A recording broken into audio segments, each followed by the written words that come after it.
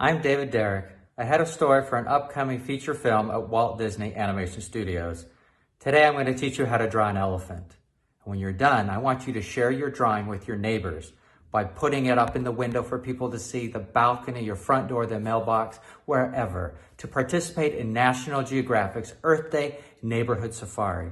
And don't forget to snap a picture of your creation and share it with the hashtag #NatGeoEarthDayAtHome. I can't wait to see your drawings. Thank you for joining me. I'm really excited to draw with you today. I am just going to draw with a pen. You can use whatever you like to draw with, and we're going to draw an elephant today. An African elephant, to be precise. So African elephants are amazing. They're enormous, they're beautiful and majestic, and I love drawing them. When I think about drawing them, I think about drawing a mountain with feelings and emotions. They're so big and so beautiful.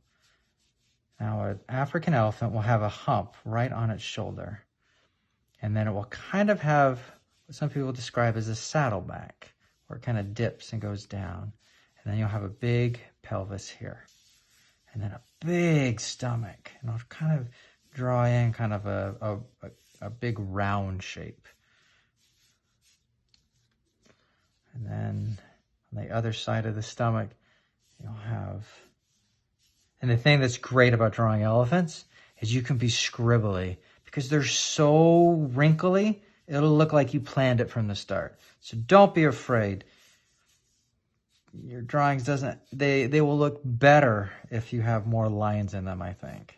I think that's fun. So even though their feet look flat, they actually walk on their toes. Isn't that funny? There's a big pad under here, and their foot starts right here and then goes down into the toes, and that pad kind of offers some support.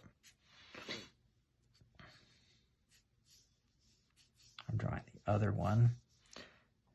Now, an elephant's walk, they kind of need at least 2 legs on the ground at any one time because they're so big and they're so heavy and they need that support.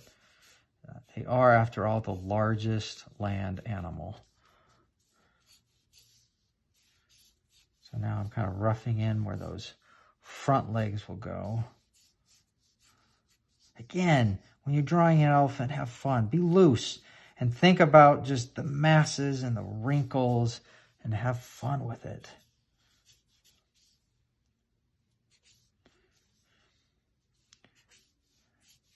Big, strong forearms. Go down to the joint right here. And then on the foot and the pad on the foot. Okay. And then here I'll start roughing in a big head, right? Now you look for anatomical landmarks to help you. Elephants have a really big cheekbone right here. It's also called the zygomatic arch. And then it goes right to their ear. And then from their cheekbone, it goes down into the tusk right here. One thing I learned when I was drawing elephants in Africa is that elephants, kind of like us, are right or left tusked. And whichever tusk they favor will generally get worn out faster. And so usually elephants will have a tusk that is more worn out than the other, indicating the one that they favor the most. I always thought that was really, really fascinating. The trunks are so powerful. Of course, there's no bones in the trunk. It's just all muscle. The bottom lip right here. And I'm drawing that tusk going out. Kind of curving inward a little bit. Again, don't worry about having too many lines or having the wrong lines. It's an elephant. He's wrinkly. Let yourself have fun when you draw.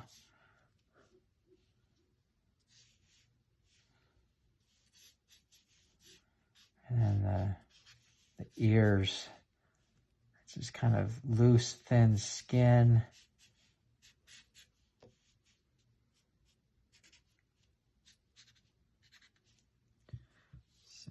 draw this tail a little better.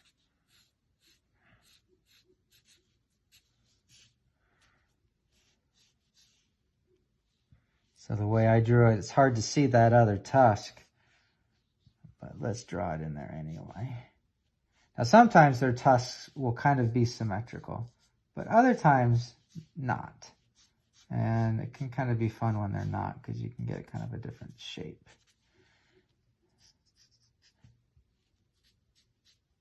So of course, when you see big herds of elephants, they're led by a female, a matriarch, an old wise elephant that can guide the herd. And the big males kind of live off on their own in smaller bachelor groups. And then they will come and join the herd periodically and kind of hang out nearby. But the larger herds are run by the females.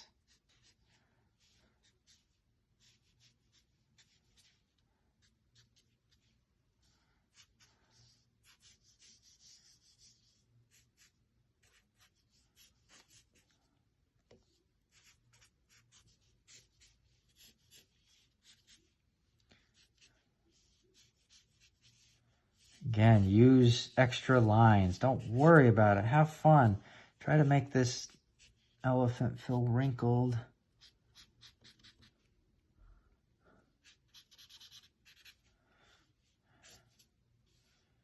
And then you can do a little bit of shading to kind of indicate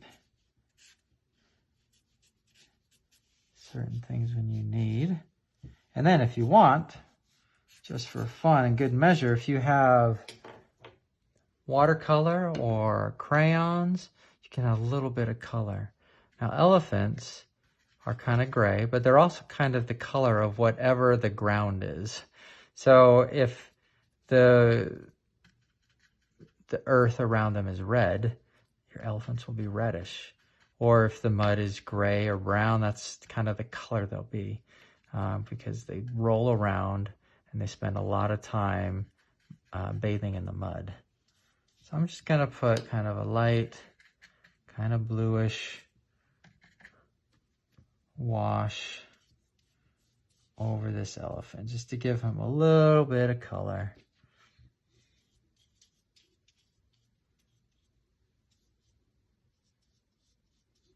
Elephants are amazing creatures.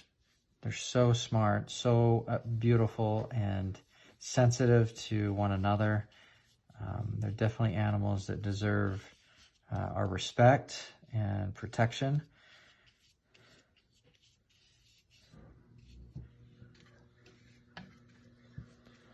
Definitely one of my favorite animals to draw, and I hope you guys have enjoyed drawing this elephant today with me. And I hope you guys will continue to draw animals. The more you know about the animal, the easier they will be to draw. So I would say look up their anatomy, their behavior, and you'll learn why they have certain attributes and things, and you can put that into your artwork. Thank you very much for joining me.